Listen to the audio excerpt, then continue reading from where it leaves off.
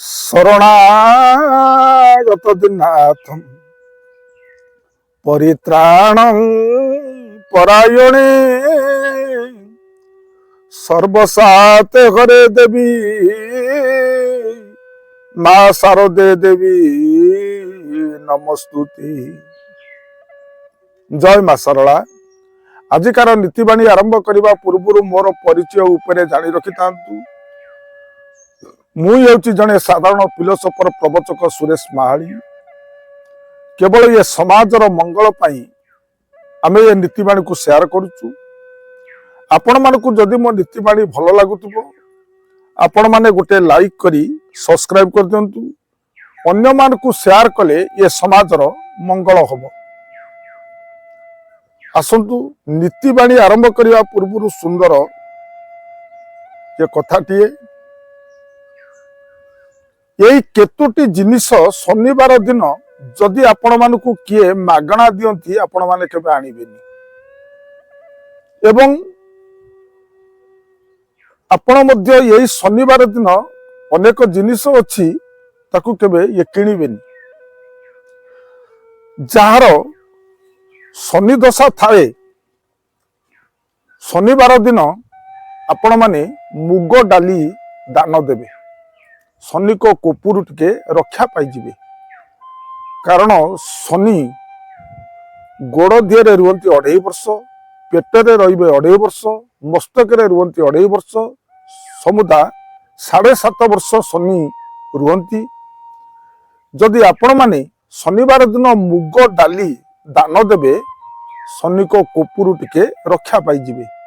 କିନ୍ତୁ ସେଦିନ ଯଦି କିଏ ଆପଣଙ୍କୁ ଗୋଟିଏ ବସ୍ତା ମୁଗ ଡାଲି ଦାନ ଦିଅନ୍ତି ଆପଣ କେବେ ରଖିବେନି, ଲୋଭାଗ୍ରସ୍ତ ହେବେନି। ତେଣୁ ଯଦି ଆପଣ ରଖିବେ ଶନିଙ୍କର କୋପ ଦୃଷ୍ଟି ଅତ୍ୟଧିକ ବଢେ। ଦ୍ୱିତୀୟ କଥା ହେଉଛି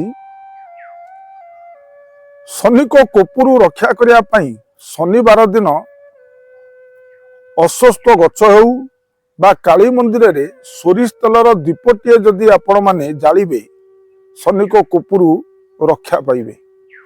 କିନ୍ତୁ ସେଦିନ ଶନିବାର ଦିନ କୌଣସି ଲୋକ ଯଦି ଆପଣଙ୍କୁ ସୋରିଷ ତେଲ ଦାନ ଦିଅନ୍ତି କିନ୍ତୁ ଆପଣ ରଖିବେନି, ବା କୌଣସି ସୋରିଷ ତେଲ ସେଦିନ ବଜାରରୁ ମଧ୍ୟ ଶନିବାର ଦିନ କିଣିବେନି। କିଣିଲେ ଆପଣଙ୍କର ଶନିଙ୍କର କୋପ ଦୃଷ୍ଟି ଆଉ ଟିକେ ଅଧିକ ରୁହେ। ତୃତୀୟ କଥା ହେଉଛି ଯେତେବେଳେ ଦୀପଟି ଦେବେ ସେଇ ଦୀପ ମଧ୍ୟରେ ଗୋଟିଏ କଣ୍ଟାଟିଏ ଲୁହା କଣ୍ଟାଟିଏ ପକେଇଥିବେ। ଲୁହା କଣ୍ଟାଟି ପକାଇଲେ ଶନିଙ୍କର କୋପ ଦୃଷ୍ଟି ଟିକେ କମେ। ତେଣୁ ସେଇ ଶନିବାର ଦିନ ଆପଣମାନେ ଲୁହା ଜିନିଷ ଖରିଦି କରିବେ ନାହିଁ କି ମଧ୍ୟ କିଣିବେ ନାହିଁ। କି କୌଣସି ଲୋକ ଯଦି ଆପଣଙ୍କୁ ଲୁହା ଜିନିଷ ଦାନ ଦିଅନ୍ତି କାହା ଘରୁ ଗୋଟିଏ କଣ୍ଟାଟିଏ ବି ଆପଣ ଆଣିବେନି। ଆଣିଲେ ଶନିଙ୍କର କୋପ ଦୃଷ୍ଟି ଅଧିକ ରହିବ। ଶନିବାର ଦିନ କଳା କପଡ଼ା ଖରିଦି କରିବେ ନାହିଁ। ଶନିବାର ଦିନ କଳା କପଡ଼ା କେତେବେଳେ ଖରିଦି କରିବେ ନାହିଁ, ବା କିଏ ଦେଲେ ବି ଆଣିବେନି।